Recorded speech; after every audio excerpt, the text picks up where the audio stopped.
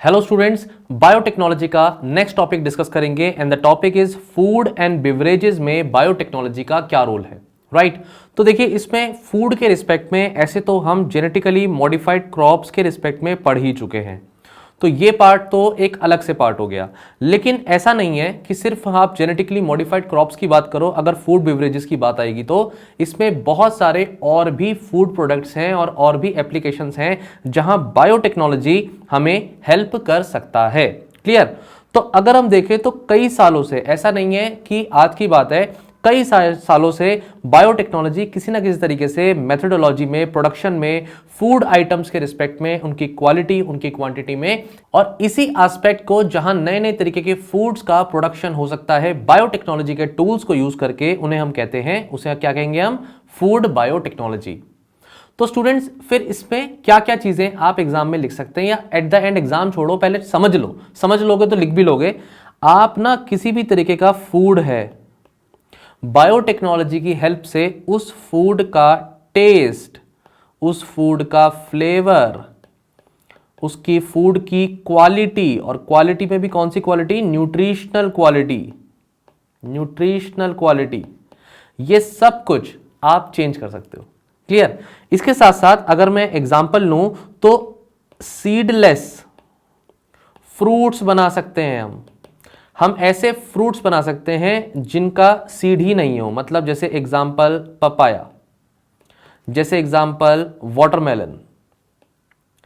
ये एप्लीकेशंस, एक general applications पढ़ा रहा हूं मैं अभी बायोटेक्नोलॉजी की फूड इंडस्ट्री में, और इसमें ये कहा जाता है कि जो भी हंगर के इश्यूज हैं, माल न्यूट्रिशन के इश्यूज हैं, ये हंगर, माल न्यूट्रिशन के issues through out the world हैं, पॉपुलेशन बढ़ रही है, तो आने वाले समय में पॉपुलेशन जब तेजी से बढ़ेगी तो हमें जरूरत है कि हम फूड की सिक्योरिटी पर जाएं। आज भी अफ्रीका में, एशिया में कुछ कंट्रीज हैं जहां फूड ऑप्टिमम क्वांटिटी में नहीं है, जहां है भी वहां पर भी इनफैक्ट माल न्यूट्रिशन के इश्यूज हैं। तो इन सब चीजों को हम दूर कर सकते हैं, किसकी वजह से, इस तरीके से फूड बायोटेक्नोलॉजी प्रोसेस की तरफ से। कैसे? क्योंकि भाई हम अगर कोई पर्टिकुलर प्रोटीन है, कोई पर्टिकुलर प्रोटीन है, कोई पर्टिकुलर अमाइनो एसिड्स हैं, किसी भी तरीके का कोई एंजाइम है, कोई हार्मोन है, अगर हम इन चीज़ों को आर्टिफिशियली प्रोड्यूस कर सकें और फूड के साथ मिला सकें, या फिर इस तरीके का फूड ही ग्रो करे कि उसमें ये सारी कमियां दूर हो जाएं, तो ये फूड बायोटेक्नोलॉजी का पार्ट हो जाएगा। स्टूडेंट्स, एक एग्जाम्पल लेता हूं मैं। ये एग्जाम्पल है कि अगर हमें मिल्क के प्रोडक्शन को बढ़ाना है तो उसमें एक हार्मोन लगता है, हार्मोन का नाम है सोमैटोट्रोफिन। ये जो हार्मोन है स्टूडेंट्स, ये निकलता है पिट्यूटरी ग्लैंड से, पिट्यूटरी ग्लैंड से। अब इस हार्मोन से ये होता है कि जो मिल्क का प्रोडक्शन होता है कैटल वगैरह में, वो इंक्रीज करता है। तो अब बायोटेक्नोलॉजी देखो कहां काम आई।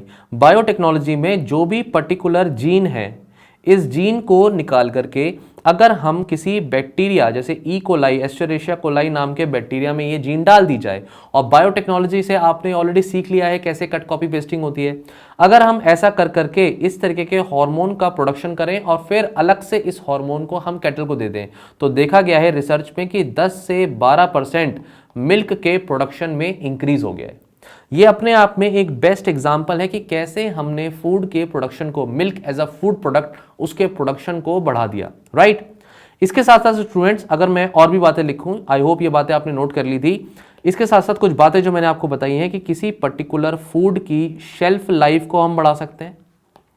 मैंने ऑलरेडी एग्जाम्पल टोमेटो का दिया हुआ है, फ्लेवर सेवर वैरायटी, याद करो पीछे एग्जाम्पल दिया हुआ है। साथ ही साथ हम क्या कर सकते हैं, जेनेटिकली मॉडिफाइड फूड के बारे में पढ़ चुके हैं। तो आप ये समझ लो, किसी भी तरीके का अगर ट्रांसजेनिक प्लांट ले लें, किसी भी तरीके का ट्रांसजेनिक एनिमल ले लें, ट्रांसजेनिक का मतलब ये है कि उसके अंदर फॉरेन जीन होगी, या फिर किसी माइक्रो ऑर्गेनिज्म के अंदर भी अगर हम फॉरेन जीन डाल देते हैं और डाल करके किसी भी तरीके के प्रोडक्ट को बनाने की कोशिश कर रहे हैं, तो ये क्या हो गया, ये अपने आप में बायोटेक्नोलॉजी के एप्लीकेशंस हो गए, टूल्स हो गए। और ये बायोटेक्नोलॉजी के इन टूल्स को हम किस किस वजह से बना रहे हैं, ताकि फूड इंडस्ट्री को फायदा हो सके। इसमें मैं बिवरेजेस भी ऐड कर देता हूं। बिवरेजेस में एक स्टेप होता है स्टूडेंट जिसे हम कहते हैं फर्मेंटेशन का स्टेप।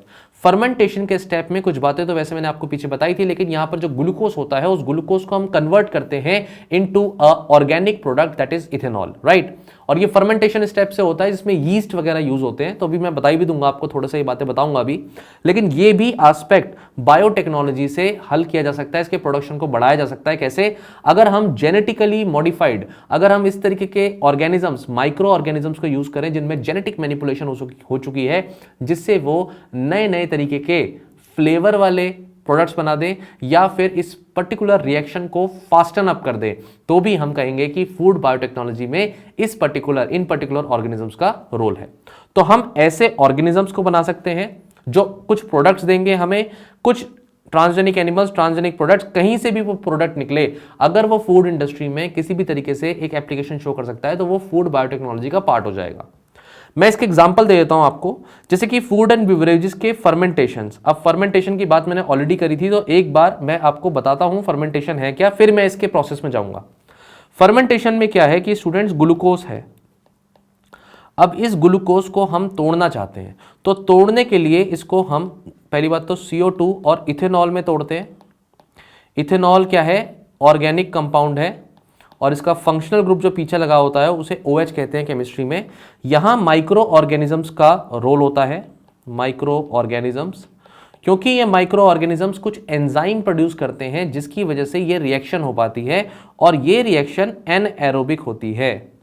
एनएरोबिक का मतलब है in the absence of oxygen, oxygen इसमें नहीं होगा। और ये माइक्रोब्स में जो एग्जाम्पल है, मोस्ट सुटेबल एग्जाम्पल वो यीस्ट का है। यीस्ट क्या है? सिंगल सेल फंजाई है बेसिकली।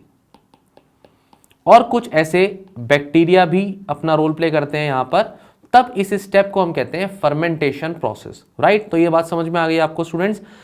अगर स्टूडेंट्स फर्मेंटेशन को डिफाइन करने जाएं तो ये एक तरीके का मेटाबॉलिक प्रोसेस है दैट प्रोड्यूसेस chemical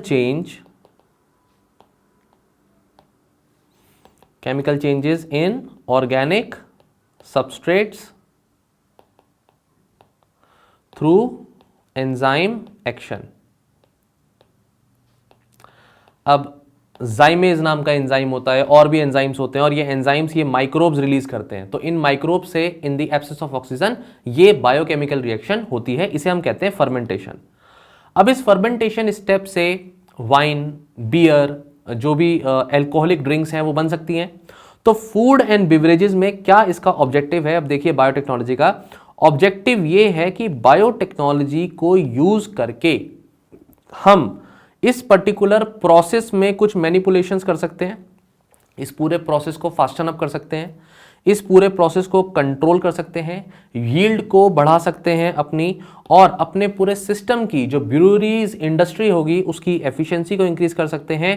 अल्टीमेटली हम इंश्योर कर सकते हैं कि हमारा जो प्रोडक्ट बन के आ रहा है उसकी क्वालिटी कैसी है और उसकी सेफ्टी है या नहीं। क्योंकि इथेनॉल की जगह अगर मिथेनॉल बनने लगे तो वही एग्जाम्पल होते हैं नकली शराब के, जहां लोगों को बहुत नुकसान हो जाता है। फिर कहते हैं इतने लोग जो है इनकी आईसाइट चली गई या डेथ हो गई क्योंकि नकली शराब पी ली। ऐसी न्यूज़ आपने देखी होगी। एंड जनरली जब इस तरीके के लोकल तरीके से मैन्युफैक्चरिंग होती है तो वहां पर मिथेनॉल का प्रोडक्शन हो जाता है, और methanol is very much dangerous for your health. इस समय इस सेफ्टी की भी बहुत रिक्वायरमेंट है हमें। तो कंसिस्टेंसी जो भी बायो प्रोसेस प्रोडक्ट्स में रहेगी, एक कंपनी है, वो कंपनी अगर ऐसी अल्कोहलिक ड्रिंक बना रही है तो उसको चाहिए ना कि हर कैन, हर प्रोडक्ट उसका जो बन रहा है, हर दिन जो बन रहा है, उसमें सिमिलैरिटी हो, कंसिस्टेंसी हो। इसमें भी रोल हो सकता है बायोटेक्नोलॉजी का। तो हम क्या करेंगे, हम इस तरीके के माइक्रो ऑर्गेनिजम्स में कुछ मैनिपुलेशंस जेनेटिक लेवल पर करेंगे, कुछ जीन लेवल पर करेंगे, और अपनी इस इंडस्ट्री को, फर्मेंटेशन वाले प्रोसेस को बढ़ाएंगे, बेवरेजेस इंडस्ट्री को बूस्ट कर सकते हैं। ठीक है, तो बायोटेक्नोलॉजी का बहुत रोल है इसके फर्मेंटेशन प्रोसेस में। आई होप ये बात आपको अब समझ में आई होगी।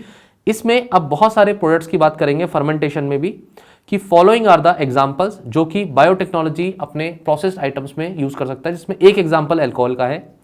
ये मैंने ऑलरेडी आपको इक्वेशन दे दी है। शुगर, इसमें मैंने ग्लूकोज लिखा था, आप जनरली शुगर भी लिख सकते हैं। और देखिए CO2 इसका प्रोडक्ट होता है, कार्बन डाइऑक्साइड। ठीक है, यीस्ट एक सिंगल सेल्ड फंजाई है जो फर्मेंटेशन करेगा, और इसमें जो शुगर यूज होती है वो शुगर आप जनरली फ्रूट जूसेस की लेते हैं। तो आपने एडवर्टीजमेंट्स में भी देखा होगा कि एप्पल जूस को यूज करके, ग्रेप जूसेस को यूज करके अल्कोहल का प्रोडक्शन होता है। तो इस तरीके के ग्रेप जूसेस को हम किस में कन्वर्ट कर रहे हैं, इथेनॉल में कन्वर्ट कर रहे हैं, कार्बन डाइऑक्साइड में कन्वर्ट कर रहे हैं, और इस तरीके का जो पर्टिकुलर केमिकल कॉम्पोजिशन बाद में निकल के आएगा, उस तरीके का कॉम्पोजिशन को हम कंट्रीब्यूट कर सकते हैं, कंट्रोल कर सकते हैं with the help of the biotechnological tools. क्योंकि जो भी कॉम्पोजिशन निकल के आएगा उसमें कोई प्रोडक्ट होगा जो बायोकेमिकल रिएक्शन में इसमें यूजफुल हो सकता है। वहां पर अगर हमने कोई जेनेटिक मैनिपुलेशन कर दी ऑर्गेनिज्म में, ये जेनेटिक मैनिपुलेशन ऑर्गेनिज्म में कर दी, तो उससे प्रोड्यूस होने वाले एंजाइम जो है या और भी तरीके के जो एंजाइम्स हैं वो क्या कर सकते हैं, इस कॉम्पोजिशन को, इस टेस्ट को एनहेंस कर सकते हैं। और इस तरीके से बायोटेक्नोलॉजी में अलग अलग तरीके के एप्लीकेशंस हो गए अल्कोहलिक ड्रिंक्स में। डन। ये पूरी वही इक्वेशन है जिसे मैंने एक फ्लोचार्ट में बना दिया है यहाँ पर, कि देखो कैसे हीट दी हमने, शुगर और वाटर दिया, ये हमने अगर दिया तो आदमी देखो खुश हो गया क्योंकि अब अल्कोहल का प्रोडक्शन हो गया। ठीक है, तो जैसे तुम्हें याद रहे वैसे याद रखना, बस इतना याद रखना कि ये प्रोसेस कैसा है, एनएरोबिक प्रोसेस है, इसमें ऑक्सीजन का यूटिलाइजेशन नहीं है। अब बात करेंगे ब्रेड्स की। तो देखिए ब्रेड्स भी ऐसे ही बनती हैं। ब्रेड्स में क्या होता है, अगेन ब्रेड बनाने के लिए एक फर्मेंटेशन प्रोसेस ही होता है, और जो आटा होता है उसको, डव को हम राइज करते हैं हाई टेम्परेचर पे ओवन में। ये भी अगेन फर्मेंटेशन स्टेप ही है, बस इसमें क्या होता है कि जो ब्रेड होती है उस ब्रेड में हमें क्या दिखते हैं, छोटे छोटे पोर्स दिखते हैं ना। तो हमें लगता है कि ये ब्रेड में ऐसे पोर्स कैसे क्रिएट हो गए। होता ये है कि ये जो पर्टिकुलर CO2 होती है, ये CO2 की वजह से ये फ्लफीनेस आती है, एक पफीनेस आती है बेसिकली ब्रेड में, और वो फूल जाती है। और क्योंकि ये पर्टिकुलर कार्बन डाइऑक्साइड गैस है तो ये आउटसाइड निकल जाएगी, और बाद में ये पर्टिकुलर ब्रेड हमें इस तरीके की दिखती है। तो ये भी पॉइंट आपको क्लियर हो गया। तो मैं आपको एप्लीकेशंस दे रहा हूं, एप्लीकेशन में अल्कोहल का रोल, एप्लीकेशन में ब्रेड का रोल, ब्रेड कैसे बनती है वो प्रोसेस समझा दिया। अब इसमें अगर माइक्रो ऑर्गेनिज्म में कोई जेनेटिक मैनिपुलेशन कर दी है तो ब्रेड के टेस्ट, ब्रेड का कॉम्पोजिशन, ब्रेड का पोर का साइज, वो सब कुछ कंट्रोल किया जा सकता है, जो कि मैंने ऑलरेडी बता दिया यहां पर कि हम ये सारी चीजों को कंट्रोल कर सकते हैं। नेक्स्ट एग्जांपल योगर्ट का ले लो। अब ये योगर्ट जो है, ये पर्टिकुलर जो कर्ड है, इस पर्टिकुलर योगर्ट को हम क्या बोल सकते हैं, हम बनाते हैं दूध से। अब ये जनरली घर में ही बनाते हैं। आप घर में क्या करते हैं भाई, हम दूध लेते हैं, उसके बाद जो है हम पड़ोसी के पास जाते हैं, पड़ोसी को जाके बोलते हैं भाई दही का जामन दे दो। अब ये जो आप समझते हैं इन चीज़ों को, तो वो बेसिकली क्या है, इनॉकुलेशन करना हुआ।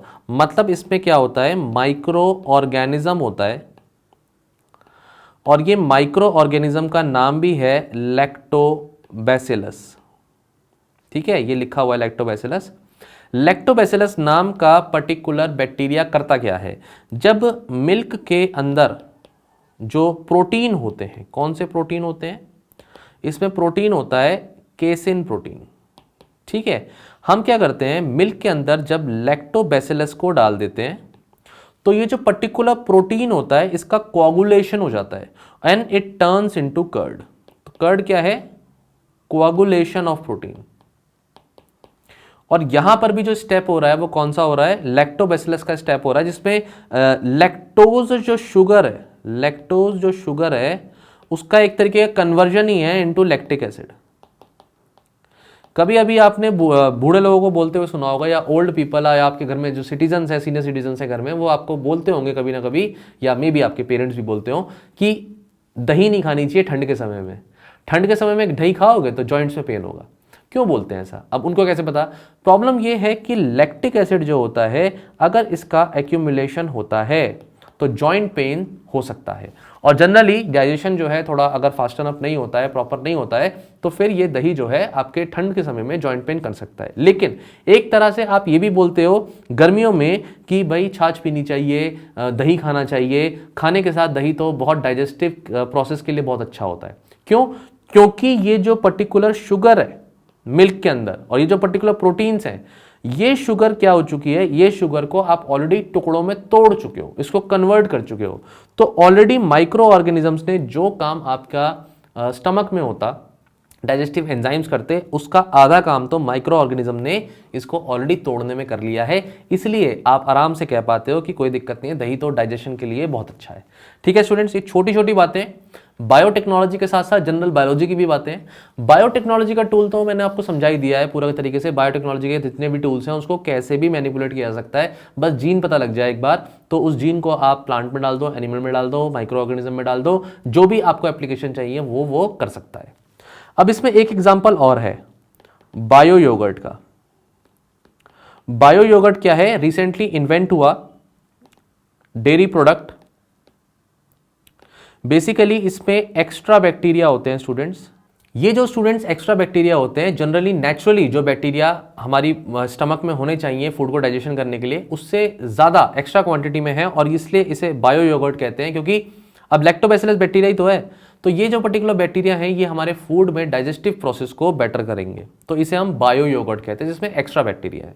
तो अब जो बातें लिख दी हैं वहां पर मैंने आपको बता देता हूं जल्दी से कि एक तो लैक्टोबैसिलस बैक्टीरिया हो गया एक एग्जांपल, इसके साथ साथ स्ट्रेप्टोकोकस नाम का भी बैक्टीरिया हो सकता है। ये बैक्टीरिया फर्मेंटेशन प्रोसेस को ही करते हैं जिसमें लैक्टोज नाम का जो शुगर है इसे कन्वर्ट करने की कोशिश करते हैं लैक्टिक एसिड में, और ये जो कर्डलिंग ऑफ द मिल्क है इसकी वजह से योगर्ट बनता है।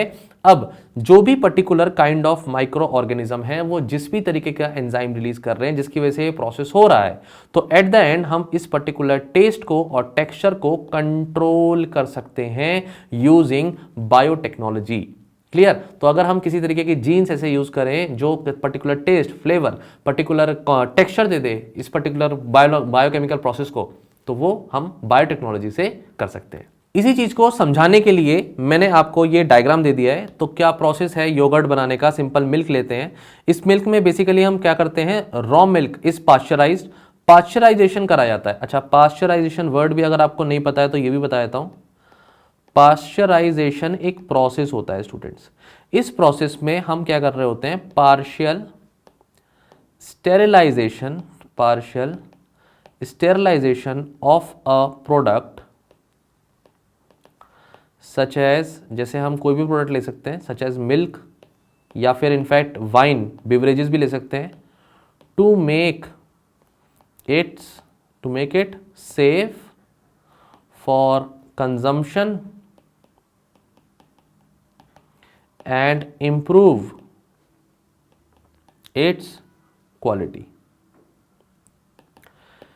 पाश्चराइजेशन में आपने दूध को गर्म किया, कैसे गर्म किया, कितना गर्म किया, इसमें ये जो स्टैंडर्ड्स हैं वो हैं करीबन 63 डिग्री तक हमने गर्म किया आधे घंटे तक, या फिर हमने 73 डिग्रीज पर 72 डिग्रीज पर जनरली गर्म किया 15 सेकंड के लिए।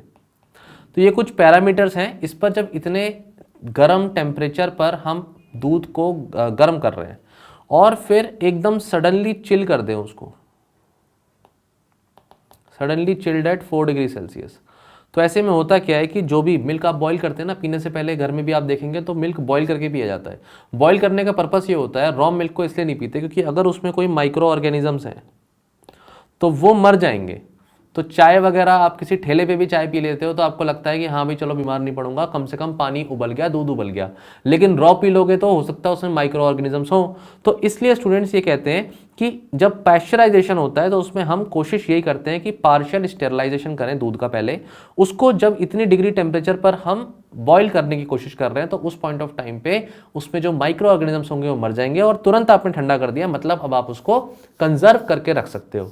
तो कभी कभी जो पैकेजिंग में मिल्क आता है उसमें आप देखिएगा उसमें पैस्चराइज्ड मिल्क लिखा होता है।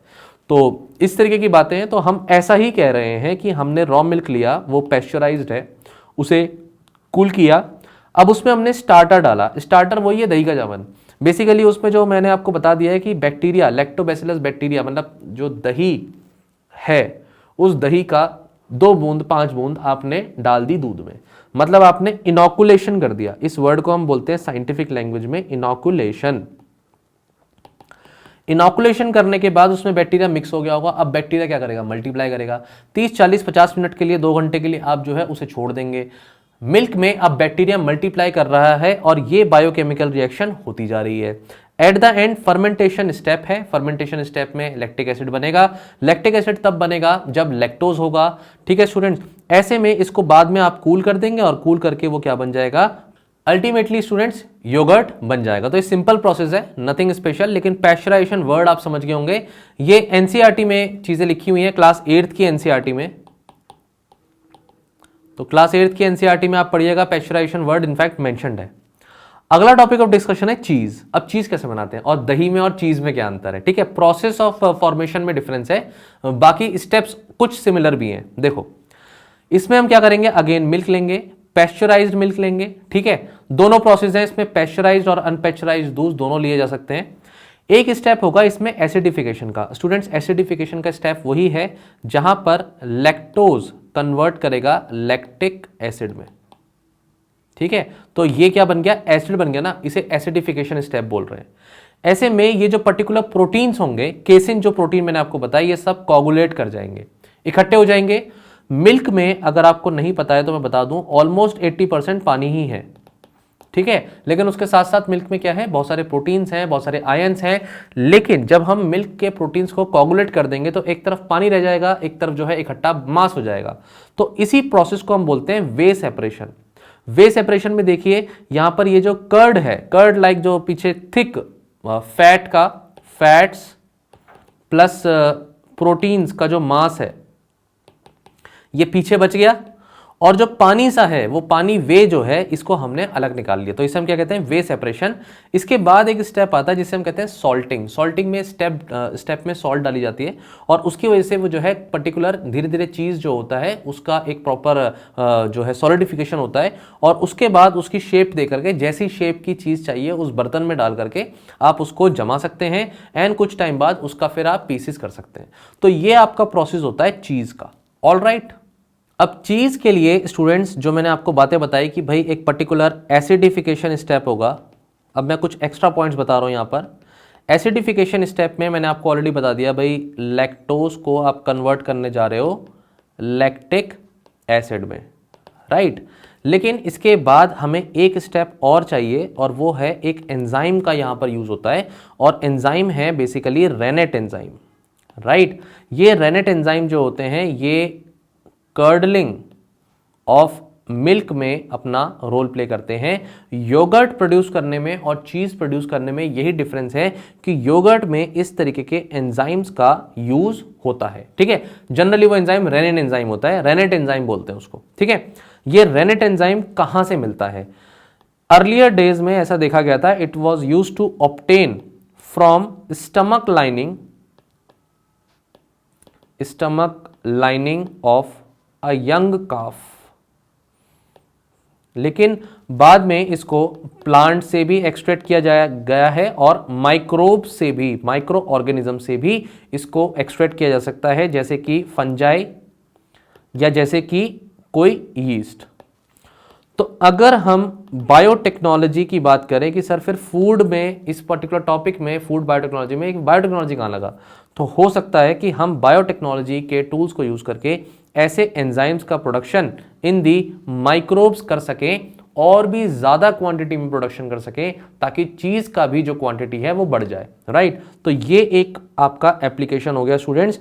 बाकी आज के समय में तो स्टूडेंट्स इनफैक्ट वेगन चीज भी चल रहा है।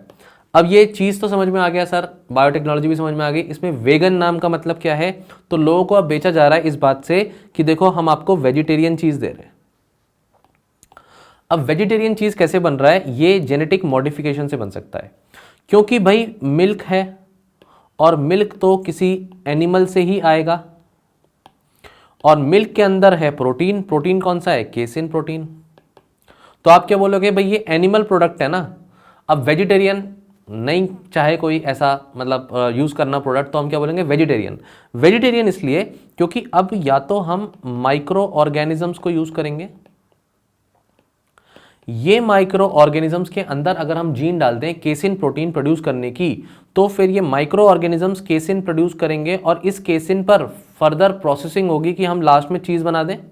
स्टेप्स वही रहेंगे भाई, मिल्क से मिले ये प्रोटीन या हम आर्टिफिशियली प्रोड्यूस करें, हम तो चीज़ बनाने में यूज़ कर रहे हैं। एक प्रोसेस ये हो सकता है कि अगर हम प्लांट्स के साथ इस तरीके के प्रोटीन का प्रोडक्शन कर दें तो हम बोलेंगे ये वेजिटेरियन है जो चीज़ प्रोड्यूस हुआ है, क्योंकि ये जो प्रोटीन है इसके पीछे जो पर्टिकुलर सोर्स है वो प्लांट है। ठीक है, तो जेनेटिक मॉडिफिकेशन से हम ये सब चीज़ें कर सकते हैं। और गो वेगन, वेगन चीज़, वेजिटेरियन चीज़, ये जो बातें आ रही हैं ये सब चीज़ें आप समझ सकते हैं। अब प्रोसेस वही है, बस कहाँ से आपने उस पर्टिकुलर प्रोटीन को एक्सट्रैक्ट किया कि फर्दर आपने पूरा का पूरा प्रोसेस लगा दिया उसमें, यही सारी बातें क्लियरली हमें बता देती हैं कि ये बायोटेक्नोलॉजी के एप्लीकेशन इस पर्टिकुलर इंडस्ट्री में किस तरह से अप्लाई हो रहे हैं। अगला पॉइंट स्टूडेंट्स आता है, अगर हमें मिल्क की क्वालिटी को यहां पर टेस्ट करना है या मॉनिटरिंग करनी है तो कैसे कर सकते हैं। उसके कुछ पॉइंट्स हैं, मैं बता देता हूं कौन कौन से तरीके हैं। पहला तरीका तो यही है कि हम आराम से डायरेक्ट माइक्रो ऑर्गेनिजम्स को काउंट कर लें। तो ये माइक्रोस्कोपिक लेवल पे हो सकता है, मतलब माइक्रोस्कोपी करी जाए उस फूड प्रोडक्ट की, उस मिल्क प्रोडक्ट की, और फाइनली हम उसमें टेस्ट कर लें कि मिल्क की क्वालिटी क्या है। और इंक्यूबेशन मेथड भी यूज़ कर सकते हैं।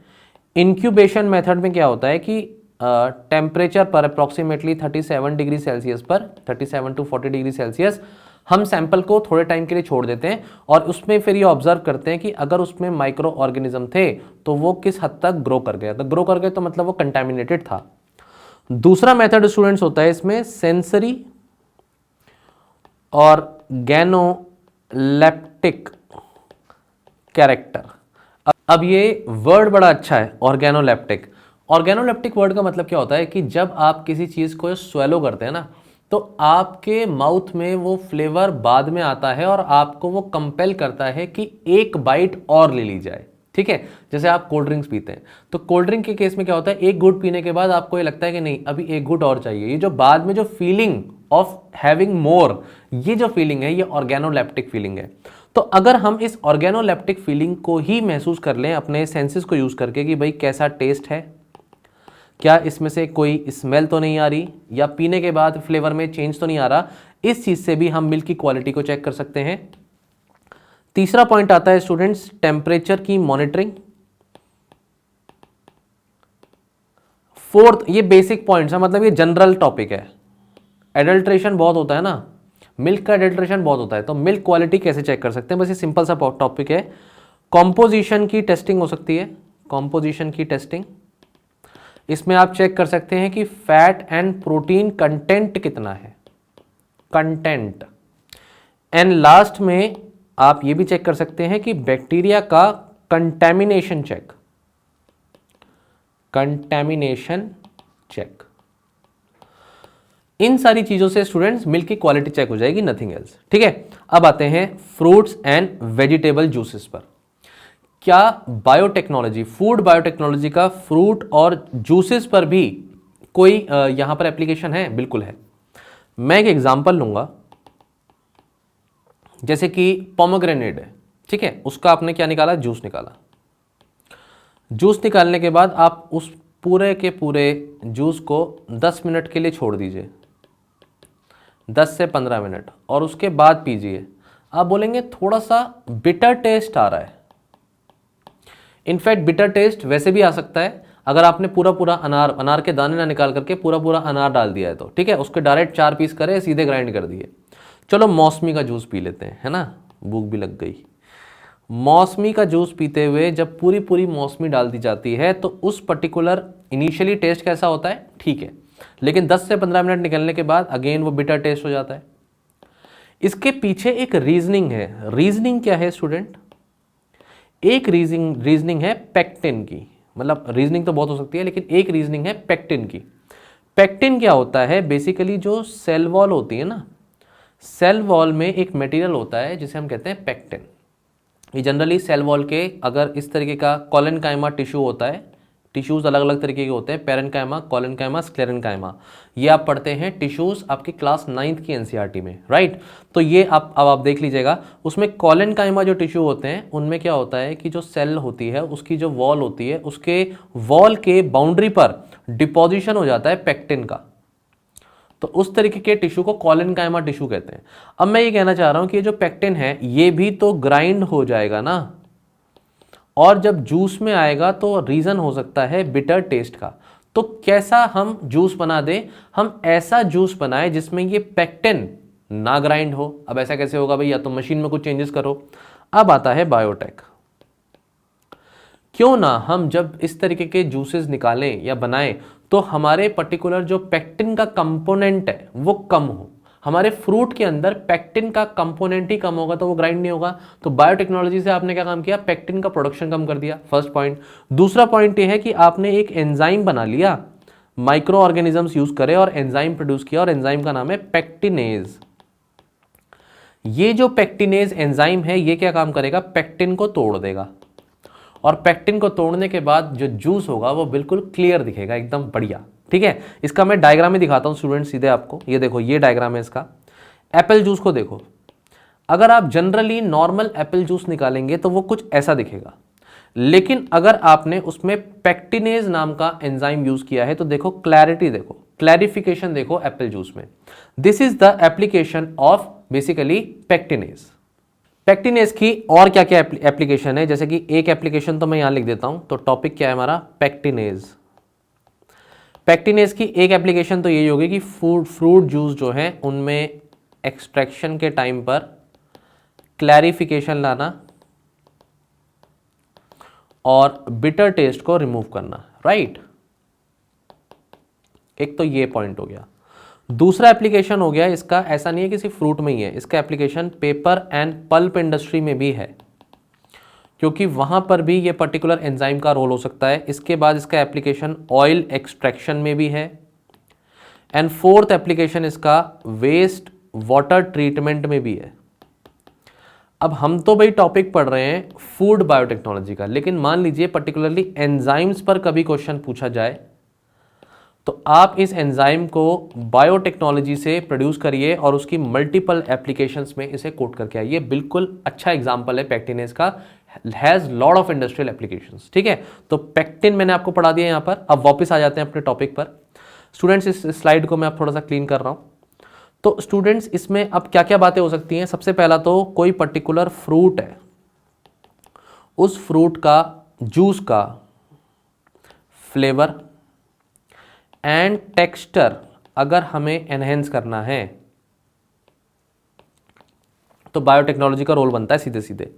इसके साथ साथ अगर कोई मान लीजिए न्यूट्रिशनल वैल्यू हमें ऐड करनी है अपने जूस में, तो भी बायोटेक्नोलॉजी के टूल्स यूज हो सकते हैं। भाई न्यूट्रिशनल वैल्यू आप डाल दीजिए, जेनेटिकली मॉडिफाइड क्रॉप हो गई, उसमें कोई जीन डाली हुई है, और वो जीन की वजह से क्या हो रहा है, वो जो फ्रूट है उसके अंदर वो पर्टिकुलर आयरन है, कोई और भी विटामिन है, वो ऐड अप हो गया, प्रोडक्शन हो गया। तो अब जब फ्रूट का आप फ्रूट को खाएंगे तो आपकी न्यूट्रिशनल वैल्यू अपने आप चलेगी। हो सकता है कि पर्टिकुलर कोई एंजाइम्स हो जो पर्टिकुलर न्यूट्रिशनल वैल्यू को एनहेंस करा दें। तो बायोटेक्नोलॉजी से आप ये सारे एप्लीकेशंस को यहाँ पर कर सकते हैं। जैसे कि मैं फिर से लिख देता हूँ एग्जाम्पल, ट्रांसजेनिक क्रॉप्स हैं। हम वेजिटेबल भी बात कर रहे हैं ना, तो हम वेजिटेबल की भी बात करते हैं। जैसे ट्रांसजेनिक क्रॉप है, एग्जाम्पल सोयाबीन है, जिसके अंदर हायर प्रोटीन कंटेंट बढ़ाया जा सकता है। मतलब इसमें ऐसे पर्टिकुलर ट्रांसजेनिक क्रॉप जिसमें, जैसे एग्जांपल सोयाबीन, जिनके अंदर हम जेनेटिक मैनिपुलेशन करके उनके प्रोटीन के कंटेंट को इंक्रीज कर दें, या फिर ऐसा कोई ट्रांसजेनिक क्रॉप जैसे कि पोटैटो। अब पोटैटो को ऐसा कर दिया हमने, जेनेटिकली मॉडिफाई कर दिया, तो उसके अंदर हायर स्टार्च कंटेंट हो सकता है। राइस है, राइस के अंदर हम बीटा कैरोटीन का प्रोडक्शन इंक्रीज करा दें, और ये बीटा कैरोटीन विटामिन ए के लिए रिस्पॉन्सिबल है, तो एग्जाम्पल वही है अगेन गोल्डन राइस। तो इस तरीके से हम अपनी वेजिटेबल्स को भी, पोटैटो या सोयाबीन, ऐसी वेजिटेबल्स को भी हम क्या कर सकते हैं, उनके जूसेस भी निकालते हैं। तो यहां भी फूड इंडस्ट्री में बायोटेक का रोल होता है। अब इसमें कुछ 11 क्रॉप्स हैं स्टूडेंट्स, जेनेटिकली मॉडिफाइड है, यूएस में अवेलेबल हैं। देखिए इसमें कॉर्न है, सोयाबीन है, कॉटन तो इंडिया में भी अवेलेबल है, शुगर बीट्स है, अल्फा अल्फा, कैनोला का ऑयल एक्सट्रैक्ट किया जाता है, papaya, Apple, potato, squash, egg plants, ऐसे हैं तो बहुत सारे, लेकिन हर जगह हर किसी का रोल होना, सबकी प्रोडक्शन हो रहा है, ऐसा कुछ नहीं है। इंडिया में तो सिर्फ और सिर्फ अभी बीटी कॉटन ही है, यू नो दिस। अब पॉइंट ये आता है कि अगर हमें इस तरीके के बायोटेक्नोलॉजी को यूज करना है, एंजाइम बनाने हैं या कुछ पर्टिकुलर जैसे पैक्टिनेज एंजाइम है वो बनाना है, तो इन सब चीज़ों के लिए हम पूरे प्लांट को मॉडिफाई करें। एक तो तरीका वो हो गया, जेनेटिकली मॉडिफाइड क्रॉप पढ़ा दिया मैंने। एक तरीका है हम माइक्रोब्स को यूज करें, राइट। तो इस बात को मैं यहीं लिख देता हूं स्टूडेंट्स, इनफैक्ट माइक्रोब्स को यूज करना।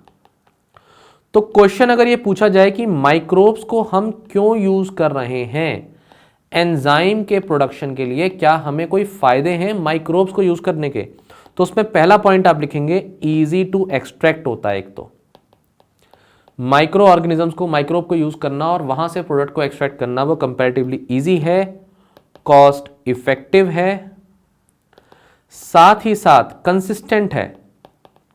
जितना अमाउंट आप अभी एक बैच में निकाल रहे हैं उतना ही बैच 2 में भी निकलेगा और प्रोसेस का प्रोटोकॉल फिक्स हो जाएगा। Plus fourth point, faster production भी रहेगा। प्रोडक्शन भी कैसा रहेगा, बहुत ज़्यादा फास्टर है, क्योंकि माइक्रोब तो एक मिनट में ग्रो कर रहे हैं ना, एकदम से माइक्रो ऑर्गेनिज्म ग्रो करते जा रहे हैं। एंड अल्टीमेटली मोर स्टेबल भी है, more stable then animal enzymes. अब जो एंजाइम एनिमल से एक्सट्रैक्ट किए जा रहे हैं उसके कंपैरिजन में मोर स्टेबल है। And ultimately you can also right की प्रोसेस में चाहे तो मॉडिफिकेशन भी आसानी से कर सकते हैं एंड ऑप्टिमाइजेशन ऑफ प्रोसेस भी आराम से हो सकता है। तो अगर माइक्रोब्स के फायदे एंजाइम्स को प्रोड्यूस करने के लिए क्यों ज़्यादातर माइक्रोब्स यूज हो रहे हैं, ये आपके 5 पॉइंट रेडी हो गए। ठीक है स्टूडेंट्स, ये बातें बताते हुए मैं अब आपको कुछ एग्जाम्पल दूंगा जो मेंस के आंसर में आप कोट कर सकते हैं कि देखिए ट्रांसजेनिक प्लांट है, ट्रांसजेनिक प्लांट में टोबैको, सनफ्लावर के सीड्स या पोटैटो जैसे ट्रांसजेनिक प्लांट्स हमने बनाए। तो हमने क्या करा, इनमें एसेंशियल कुछ अमाइनो एसिड्स एनहेंस कर दिए, कुछ ओवरऑल अमाइनो एसिड एनहेंस कर दिए, कहीं सल्फर कंटेनिंग अमाइनो एसिड जैसे मिथियोनिन वगैरह है उन्हें एनहेंस कर दिया, या ज़्यादातर अमाइनो एसिड्स को एनहेंस करने की कोशिश हो रही है। अमाइनो एसिड्स क्या होते हैं? Amino acids students structural unit है प्रोटीन बनने की। अमाइनो एसिड्स की जो चेन होती है, अमाइनो एसिड 1, अमाइनो एसिड 2, ऐसे ही अमाइनो एसिड 3, इसकी चेन से ही क्या बनते हैं? प्रोटीन बनते हैं। तो प्रोटीन की स्मॉलेस्ट यूनिट है अमाइनो एसिड। पर्टिकुलरली ऐसे ही कार्बोहाइड्रेट की या शुगर की जो स्मॉलेस्ट यूनिट होती है वो है ग्लूकोज। और फैट्स की जो स्मॉलेस्ट यूनिट होती है उसे हम कहते हैं फैटी एसिड्स प्लस ग्लीसरॉल। ये बेसिक बायोलॉजी है। तो आपको अमाइनो एसिड्स पता होने चाहिए। There are approximately 20 amino acid जो बहुत ही इंपॉर्टेंट है हमारी बॉडी के लिए। अभी बता दूंगा मैं, वैसे उनके नाम भी बताऊंगा। मैं आपसे ये कहना चाह रहा हूं, अगर इन अमाइनो एसिड्स के प्रोडक्शन को एनहेंस करना है हमें इस तरीके के प्रोडक्ट्स में, प्लांट प्रोडक्ट्स में, तो हमने ट्रांसजेनिक प्लांट्स बनाए। ऐसे ट्रांसजेनिक प्लांट्स का मतलब इसमें कोई फॉरेन जीन होगी। तो वो कौन सी है फॉरेन जीन? इसमें नाम दे दिए मैंने आपको, ASP1, AMA1 या फिर जीन एनकोडिंग 2S एल्ब्यूमिन। अब ये जो है ना, ये सिर्फ स्टूडेंट्स एग्जाम्पल है। किसी ने अपने पूरे 4-5 साल की PhD करी होगी इस टॉपिक पर। तुम्हें अपने एग्जाम में अगर एग्जाम्पल देना है ट्रांसजेनिक प्लांट का और उसमें फूड के रिस्पेक्ट में कैसे एनहेंसमेंट होता है, तो आप इस एग्जाम्पल को कोट कर सकते हैं। मैं अपने स्टूडेंट्स को यह भी कहूंगा कि जेनेटिकली मॉडिफाइड क्रॉप ही है ये। ऐसा नहीं है कि वो टॉपिक हमने अलग पढ़ा, ये टॉपिक अलग है। अगेन ओवरलैपिंग एग्जाम्पल्स हैं, आराम से यूज करिए, कोई दिक्कत नहीं है। ठीक है, मैंने भी ये रिसर्च आर्टिकल से टेबल निकाली है। अब अगर स्टूडेंट्स एंजाइम की अगर हम बात कर रहे थे, तो एंजाइम के एप्लीकेशंस कहां हैं वो एग्जांपल सर आप बता दीजिए। एंजाइम के देखिए इंडस्ट्रियल सेक्टर में एग्जांपल्स जैसे कि अमाइलोलाइटिक एंजाइम्स हैं, इसके फूड में, डिटर्जेंट में, पेपर, टेक्सटाइल इंडस्ट्रीज में एग्जांपल हैं। कैसे हैं, क्या करता है, डिटेलिंग नहीं जाना, आपको एग्जांपल पता होने चाहिए, एप्लीकेशन पता होने चाहिए। ये पर्टिकुलर जो एंजाइम्स हो सकते हैं ये ग्लूकोज या शुगर कंटेंट को बढ़ाने के लिए भी यूज हो सकते हैं, जैसे ग्लूकोज सिरप है, फ्रक्टोज कॉर्न सिरप है, माल्टोज सिरप है, ठीक है। इनका रोल डिटर्जेंट इंडस्ट्री में, तो ये बहुत ही बुरे बुरे स्टार्च के स्टेन जो है उन्हें रिमूव करने में एंजाइम्स एज एडिटिव यूज हो सकते हैं किसी डिटर्जेंट में। पेपर इंडस्ट्री में कैसे हेल्प करेंगे ये, कि ये वही जो reduction of the starch viscosity है उसमें अपना रोल प्ले करेंगे और एप्रोप्रिएट कोटिंग रहेगी पेपर पर, देन उसके लिए यूज हो सकते हैं। टेक्सटाइल इंडस्ट्री में ये टेक्सटाइल फाइबर्स को आराम से रैप करने के लिए यूज हो सकते हैं, और इसी तरीके से प्रोटीएज, लाइपेज, ज़ाइलोनेजेज ये स्पेसिफिक फूड सेक्टर में अपने एंजाइम रोल प्ले करेंगे। इसमें एक एंजाइम जो मैंने आपको बता दिया वो पैक्टिनेज बता ही दिया, ठीक है। प्रोटीएज बेसिकली प्रोटीन को तोड़ने का काम करते हैं, तो प्रोटीएज जनरल वर्ड है, प्रोटीएज, एज मतलब तोड़ना, प्रोटीएज प्रोटीन, प्रोटीन को तोड़ना। लाइपेज लिपिड्स को तोड़ना, लिपिड्स को ब्रेक डाउन करेगा। ऐसे ही ज़ाइलेनोज नाम का जो पर्टिकुलर आपका प्रोडक्ट है, कार्बोहाइड्रेट है, उसे तोड़ने के लिए ज़ाइलेनेजेस नाम के एंजाइम्स का यूज होगा। तो ये आपका एंजाइम टॉपिक है स्टूडेंट्स। एंजाइम का क्या रोल है फूड प्रोसेसिंग में, मैंने इसकी सारी एप्लीकेशंस दे दी, प्लस मैंने अभी पीछे आपको ऑलरेडी पढ़ा दिया है कि एंजाइम्स को ही ज्यादातर यूज हम क्यों करते हैं, ठीक है। Topic is over. इसी चीज को मैं सम अप कर देता हूं स्टूडेंट्स इस डायग्राम में, कि लैक्टेज अगर एंजाइम है तो मिल्क में, बियर प्रोडक्शन में, अलग अलग जगह आइसक्रीम वगैरह बनाने में रोल प्ले कर सकता है। इन्वर्टेज, जाइमेज नाम के जो एंजाइम होते हैं ये फर्मेंटेशन में रोल प्ले करते हैं। लाइपेज लिपिड्स को तोड़ने में यूज कर सकता है। पैक्टिनेज शुगर का जो पर्टिकुलर जो पैक्टिन को तोड़ने के लिए, और जो फ्रूट जूसेस होंगे उनको क्लैरिफिकेशन देने के लिए यूज हो सकता है। अमाइलेज अगेन कार्बोहाइड्रेट को तोड़ने के लिए, कार्बोहाइड्रेट को तोड़ने के लिए यूज होगा, ठीक है। तो ये एंजाइम इमोबिलाइजेशन में आपके ऑर्गेनिक पॉलीमर, इनऑर्गेनिक मटेरियल हो या ऑर्गेनिक इनऑर्गेनिक कॉम्पोजिशन वाले मटेरियल हो, सभी तरीके के मटेरियल्स को तोड़ने में ये रोल प्ले कर सकता है। इस डायग्राम को आप एग्जाम में बना सकते हैं, ये सिंपल डायग्राम से बहुत सी एप्लीकेशंस आप दिखा सकते हैं। मैंने फिर भी एक लिस्ट दी है, मतलब मैंने छोड़ा नहीं इस टॉपिक को, मैंने अभी भी आपको एक लिस्ट दे दी है। सारी लिस्ट तो मैं यहां पर नहीं पढ़ूंगा स्टूडेंट्स, लेकिन ये लिस्ट आपको मिल जाएगी, वीडियो में आपको दिख रही है, तो कम से कम नहीं तो 3 से 4 एग्जाम्पल प्रिपेयर करके जाओ। जैसे प्रोटीएज है, तो प्रोटीएज का रोल प्रोटीन को तोड़ने का है, तो ये ब्रूइंग इंडस्ट्री में रोल प्ले कर सकता है। मीट को सॉफ्ट बनाने में रोल प्ले कर सकता है। मिल्क को कोगुलेशन करने में और ब्रेड की क्वालिटी को इंप्रूव करने में रोल प्ले कर सकता है। अब जैसे हमने अल्फा अमाइलेज लिया है, alpha and beta, there are 2 types of amylase basically. Alpha भी अगेन बेकिंग इंडस्ट्री में, ब्रेड की क्वालिटी में, केक बनाने में, फ्रूट जूसेस में रोल प्ले कर रहा है। लाइपेज है, ये चीज को फ्लेवर देने में, या लैक्टेज है, लैक्टेज आपका lactose intolerance reduction in people, ये पढ़ा देते हैं। चलो लैक्टोज इंटॉलरेंस क्या होता है। कुछ लोगों में दूध डाइजेस्ट ही नहीं होता, कभी कभी ये प्रॉब्लम बच्चों में भी देखी जाती है जिसमें बच्चा दूध डाइजेस्ट ही नहीं कर पाता, तो लैक्टोज इंटॉलरेंस, टॉलरेशन ही नहीं है अगर बॉडी में किसी भी तरीके से लैक्टोज आ जाए, और लैक्टोज तो मिल्क में है ही, तो टॉलरेशन ही नहीं है, मतलब वॉमिटिंग हो जाएगी, डायरिया कंडीशन हो जाएगी। तो ऐसे में इस तरीके की प्रॉब्लम को दूर करने के लिए ये एंजाइम लैक्टेज यूज होगा, जो पहले से ही इस लैक्टोज को तोड़ देगा, और फिर जब इसको हम बॉडी में लेंगे तो हमारी बॉडी में प्रॉब्लम नहीं होगी। और भी कुछ एंजाइम है जैसे सेलुलोज, सेलुलोज किसको तोड़ेगा, सेलुलेज, सेलुलेज किसको तोड़ेगा, सेलुलोज को तोड़ेगा। Cellulose again composition of the cell wall है, तो एनिमल फीड में रोल प्ले कर सकता है, फ्रूट जूस में रोल प्ले कर सकता है। एस्टरेज रोल प्ले करेगा फ्लेवर देने में, फ्रेग्रेंस देने में फ्रूट जूसेस को। पैक्टिनेज मैंने आपको बता ही दिया ऑलरेडी। ये लैकेज जो है, ये particular removal from the wine, polyphenol removal, मतलब एक कंपाउंड है, ऑर्गेनिक कंपाउंड, उसको रिमूव कर सकते हैं वाइन से, उसके टेस्ट में चेंज आएगा। बेकिंग इंडस्ट्री में रोल प्ले होगा। कैटलेज आपका फूड प्रिजर्वेटिव की तरह यूज हो सकता है। आई एम अगेन सेइंग, पूरा का पूरा याद करके नहीं जाना है, 3 से 4 एग्जाम्पल अपने नोट कर लीजिए अच्छे से, और एग्जाम में सीधे कोट करके आ जाइए। बायोटेक्नोलॉजी की जनरल एप्लीकेशंस भी पूछे तब भी आप ये एग्जाम्पल्स एग्जाम में लिख सकते हैं।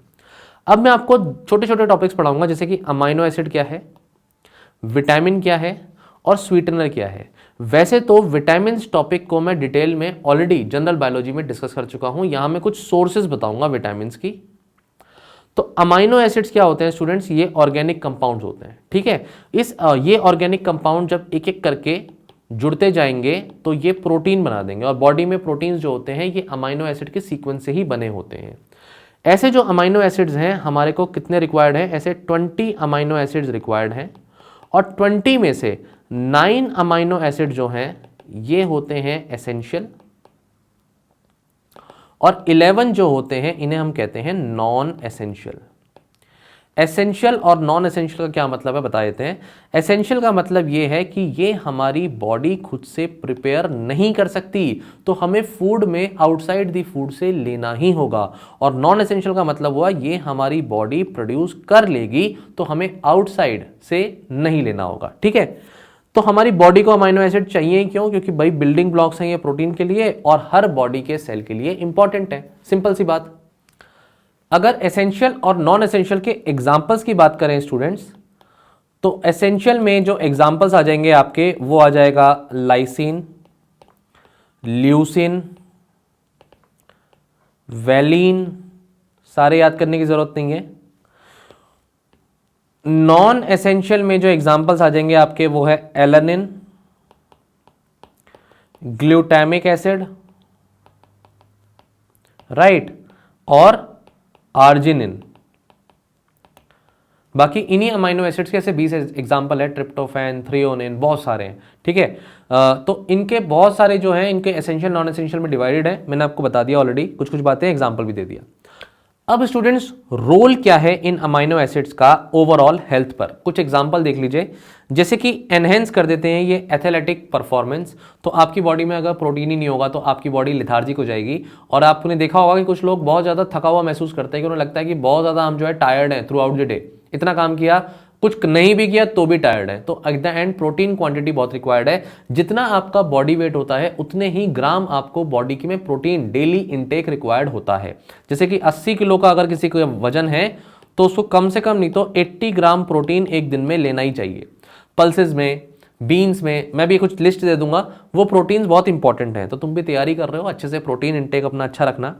एथलीट्स क्या करेंगे, ल्यूसिन या आइसोल्यूसिन या वेलिन जैसे जो पर्टिकुलर अमाइनो एसिड्स हैं, इनके परफॉर्मेंस को बूस्ट कर देंगे, एक्स्ट्रा एनर्जी देंगे।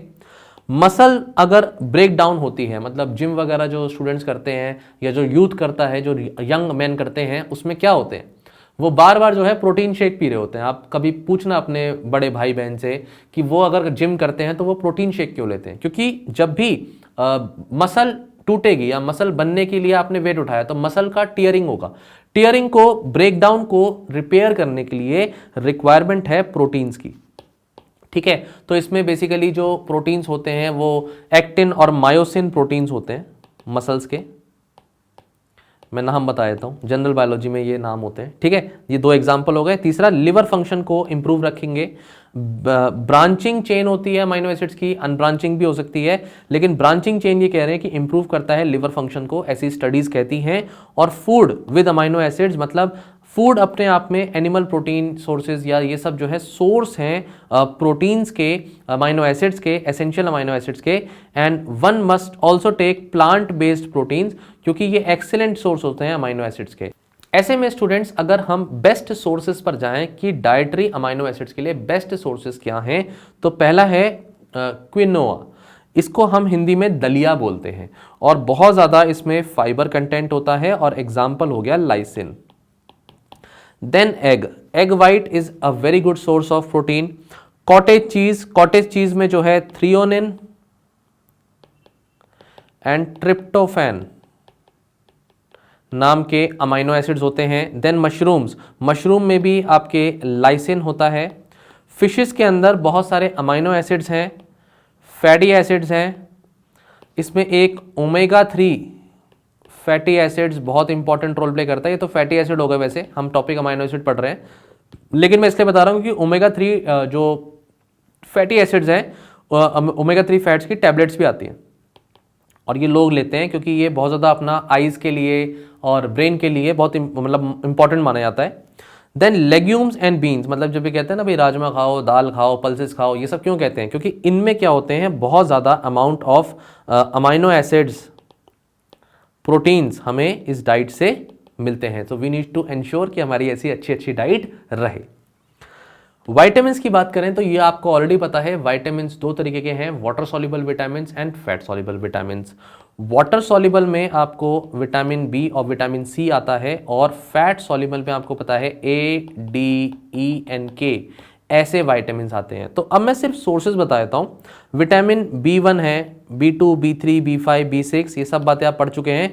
तो सोया मिल्क है, योगर्ट चीज़ है, whole grain broccoli, then legumes, particularly जो है होल ग्रेन्स या फिर ये पर्टिकुलर फोर्टिफाइड ग्रेन्स, ये सब चीज़ें, स्पिनच, ब्रोकली, ये सब चीज़ें क्या हैं, विटामिन हमें विटामिन बी इस तरह से देती है। विटामिन सी कहाँ होता है, ये सिट्रस फ्रूट्स में होता है। मतलब आप जब ऑरेंजेस खाते हैं, कीनू खाते हैं, तो ये जब जो जो जो पर्टिकुलर फ्रूट्स हैं, स्ट्रॉबेरीज हैं, इनमें विटामिन सी होता है। और विटामिन सी प्लस जिंक बोला गया था कि कोविड से अगर बचना है तो अपनी इम्यूनिटी को बूस्ट करने के लिए इस तरीके के विटामिन सी को अपने ज़रूर इनटेक उसका रखें। विटामिन सी आपकी इम्यूनिटी के लिए बहुत अच्छा है। देन स्टूडेंट्स फैट सॉल्युबल, तो ए, डी, ई और के। तो देखिए ए कहाँ मिलेगा, आपको पता है कैरेट खाने से मिलता है, ठीक है। इसमें बोला जाता है कि भाई अच्छे से जो है आप पर्टिकुलरली जो स्वीट पोटैटो है, मिल्क है, फोर्टिफाइड मिल्क है, उसमें फोर्टिफिकेशन हो सकती है विटामिन ए की। लेकिन कैरेट्स वगैरह खाने से आपको बोला जाता है कि भाई गाजर वगैरह खाओगे तो आंखें बढ़िया रहेंगी, और ये आइज़ के लिए भी अच्छा है। विटामिन डी कैसे मिलेगा आपको, मिल्क से, दूध पीते हैं तो विटामिन डी मिलेगा। विटामिन डी बॉडी सिंथेसाइज भी कर सकती है सनलाइट की प्रेजेंस में। विटामिन ई जो होता है, ये आपको मैंने बताया हुआ है कि ये रिंकल्स जो हमारे आते हैं, एंटी एजिंग प्रॉपर्टी रखता है विटामिन ई, और ये वेजिटेबल्स में होता है। ग्रीन लीफी वेजिटेबल्स खानी चाहिए, जब घर वाले बोलते तो सुना करो। विटामिन ए के जो हो गया, ये आपको मैंने पहले बताया हुआ है, ब्लड क्लॉटिंग में हेल्प करता है। ब्लड क्लॉटिंग अगर होनी है तो उसके लिए विटामिन के की रिक्वायरमेंट होती है। तो कैबेज, एग्स, मिल्क, स्पिनच, हर तरह से यहाँ पर ये सोर्सेज हो जाते हैं। अगला टॉपिक बहुत इंटरेस्टिंग है स्टूडेंट्स, दैट इज स्वीटनर्स। देखिए स्वीटनर्स को हम डिफाइन कर सकते हैं इस तरीके के फूड एडिटिव्स जो यूज हो रहे हैं या उनकी इंटेंशन है यूज करने की कि वो स्वीटनेस प्रोवाइड कर दें फूड के टेस्ट को, या फिर टेबल टॉप स्वीटनर्स होते हैं। तो टेबल टॉप स्वीटनर्स वो होते हैं, ऐसे प्रोडक्ट्स होते हैं जो कि बेसिकली परमिटेड होते हैं, परमिटेड स्वीटनर्स, और उनका इंटेंटेड यूज होता है सेल के लिए, अल्टीमेट कंज्यूमर्स को प्रोवाइड करने के लिए। एंड नॉर्मली ये यूज किए जाते हैं as a alternate source of sugar. इन्हें हम बोलते हैं टेबल टॉप स्वीटनर्स। तो अगर टेबल टॉप स्वीटनर्स पर क्वेश्चन आता है तो यस दे आर परमिटेड, ठीक है। लेकिन फूड्स विद स्वीटनिंग प्रॉपर्टीज, जिसमें शुगर या हनी जैसे एग्जाम्पल आ जाते हैं, not additives and are excluded from the scope of the official regulation, इनको हम उसमें रेगुलेशन में नहीं लेकर आते। इनका फिर अलग से रेगुलेशन होता है। जैसे हनी के लिए फिर टेस्टिंग होती है इसमें कि शुगर है या नहीं है। फिर रिसेंटली न्यूज़ भी आई थी कि FSSAI ने क्या किया था, बहुत सी कंपनीज का फिर लाइसेंस भी रद्द किया था। तो स्वीटनर्स जो होते हैं ये क्लासिफाइड होते हैं आइदर हाई इंटेंसिटी या बल्क। इन दोनों में डिफरेंस क्या है? हाई इंटेंसिटी स्वीटनर्स वो होते हैं जिनमें स्वीट टेस्ट होता है, लेकिन ये कैलोरिक वैल्यू इनमें नहीं होती, नॉन कैलोरिक वैल्यू होते हैं। तो इससे आपका जो है कैलोरीज नहीं बढ़ेंगी, लेकिन ये स्वीटनेस वाला टेस्ट दे देंगे, और ये एसेंशियली बल्कि नहीं है, ग्रेटर स्वीटनेस देंगे शुगर से, और इसीलिए इसे हम बोलते हैं वेरी लो लेवल्स में इसे यूज किया जाता है। दूसरा है बल्क स्वीटनर्स, मतलब ये ऐसे कार्बोहाइड्रेट प्रोवाइडिंग एनर्जी, कैलोरीज से भरे हुए ऐसे स्वीटनर्स हैं जिनको ज़्यादा क्वांटिटी में डाला जाता है। सिमिलर स्वीटनर्स जो सिमिलर टेस्ट देंगे ये शुगर के जैसे, और कंपेरेबल लेवल में, जैसे शुगर आप जनरली यूज करते हैं ऐसे ही ये बल्क स्वीटनर्स भी डाले जाएंगे। कुछ जो हाई इंटेंसिटी होंगे उनकी थोड़ी सी क्वांटिटी डलेगी, क्योंकि ये ज्यादा स्वीटनेस प्रोवाइड कर सकते हैं in comparison to normal sugar. ये डिफरेंस है, ठीक है। अब बायोटेक्नोलॉजी कहां आई सर? बायोटेक्नोलॉजी में हम ऐसे प्लांट एक्सट्रैक्शंस कर सकते हैं जहां पर प्लांट एक्सट्रैक्शन से हमें स्वीटनर्स मिल जाएं, या फिर हम माइक्रोबियल बेस्ड स्वीटनर्स प्रोड्यूस कर सकते हैं। And all these sweeteners can be produced via biotech production route. मतलब बायोटेक्नोलॉजी के टूल्स को यूज करके जीन्स की मैनिपुलेशन से हम माइक्रोब्स में से स्वीटनर्स बना सकते हैं या प्लांट से एक्सट्रैक्ट कर सकते हैं। ये नेचुरली भी कर सकते हैं, लेकिन बायोटेक्नोलॉजी से भी हम ज़्यादा क्वांटिटी में ऐसे स्वीटनर्स बना सकते हैं। ये आपका पूरा ओवरऑल टॉपिक है। स्वीटनर्स जनरल भी पढ़ा दिया मैंने, और इसमें बायोटेक्नोलॉजी की इसमें जो एप्लीकेशन है वो भी बता दी। अब लास्ट टॉपिक ऑफ डिस्कशन हमारा है कि ऑर्गेनिक एसिड्स क्या होते हैं और पॉलीसैकेराइड्स क्या होते हैं।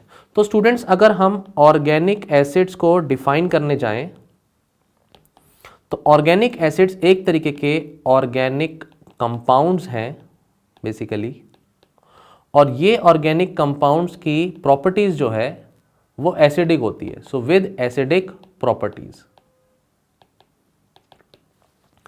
इस तरीके के ऑर्गेनिक कंपाउंड का मतलब हो गया जो कार्बन और हाइड्रोजन से बने हुए ऑर्गेनिक कंपाउंड हैं।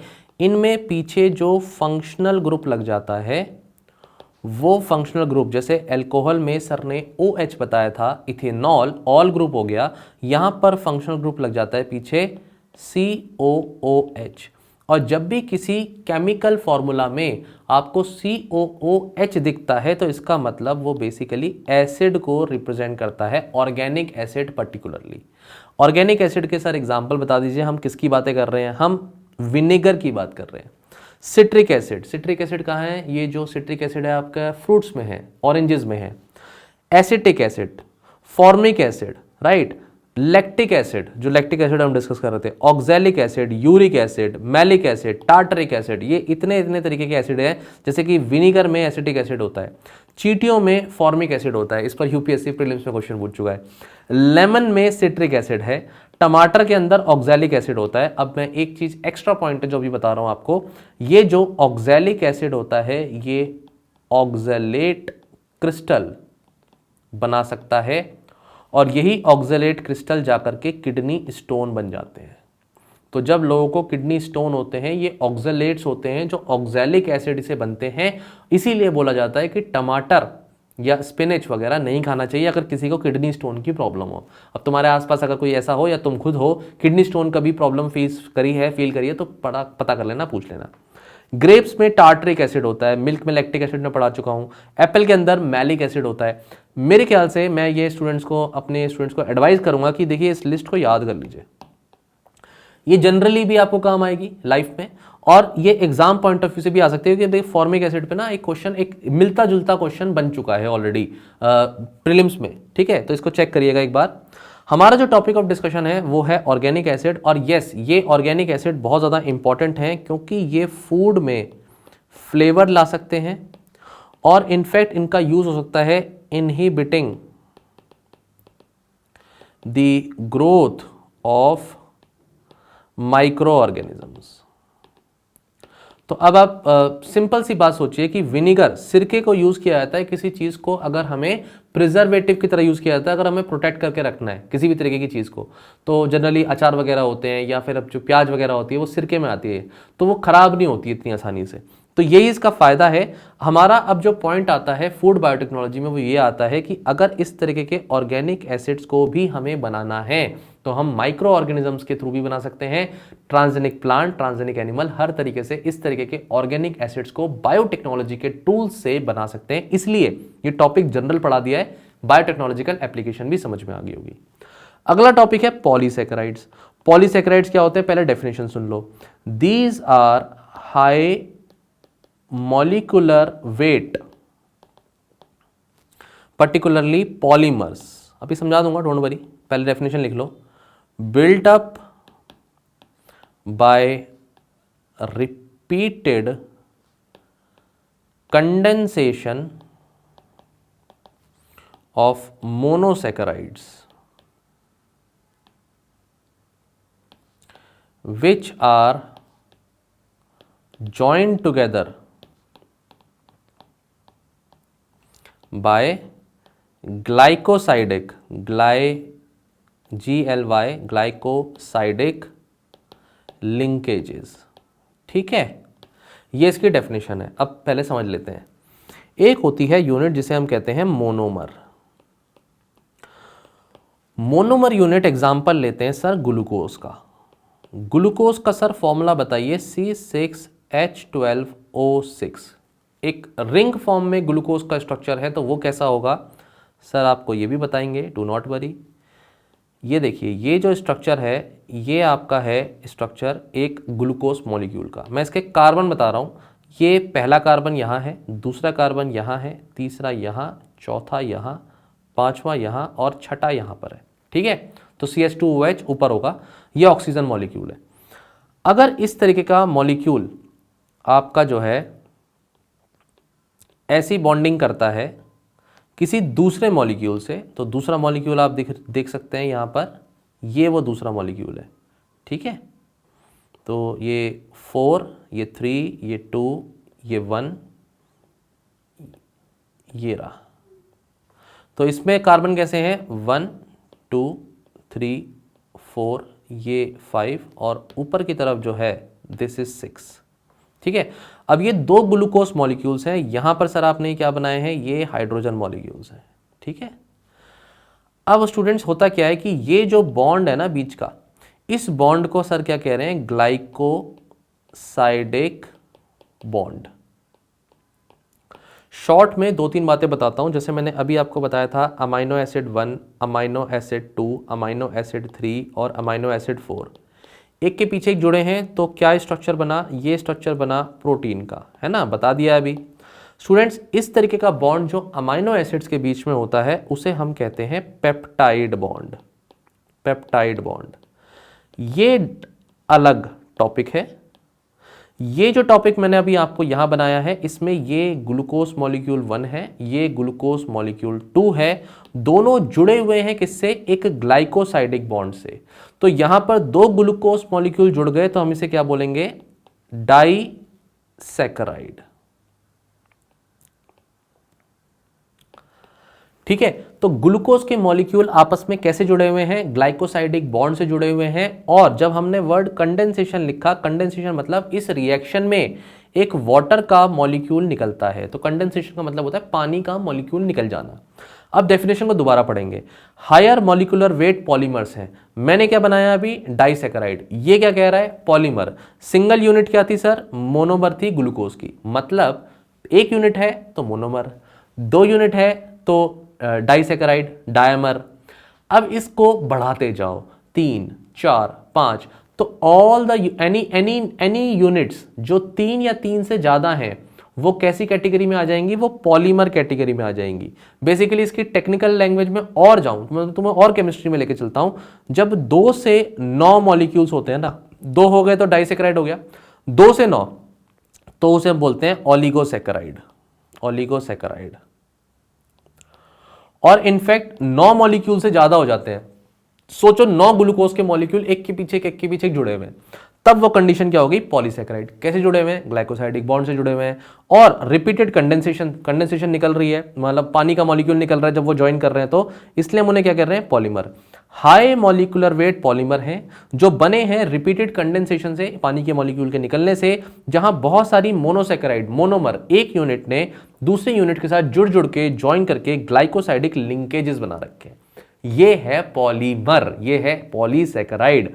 पॉलीसैकेराइड कार्बोहाइड्रेट्स के लिए यूज होगा स्टूडेंट्स। इसका जो बेस्ट एग्जांपल है वो है सेलुलोज। क्लास 12th की एनसीईआरटी में, क्लास 11th की एनसीईआरटी में इनफैक्ट ये आपको मिल जाएगा स्टूडेंट्स। 11th की एनसीईआरटी में आपको पूरा टॉपिक मिलेगा। बायोमोलिक्यूल्स चैप्टर है अगर मुझे याद है तो, और बायोमोलिक्यूल चैप्टर में आपको मोनोसैकेराइड्स, पॉलीसैकेराइड्स ये पूरे आपको दिखेंगे डायग्राम के साथ। तो ये सेलुलोज इसका एग्जाम्पल है, काइटिन इसका एग्जाम्पल है पॉलीमर्स में, ठीक है। इनफैक्ट इसमें ये सेलुलोज प्लांट्स में होता है, प्लांट की सेल वॉल में।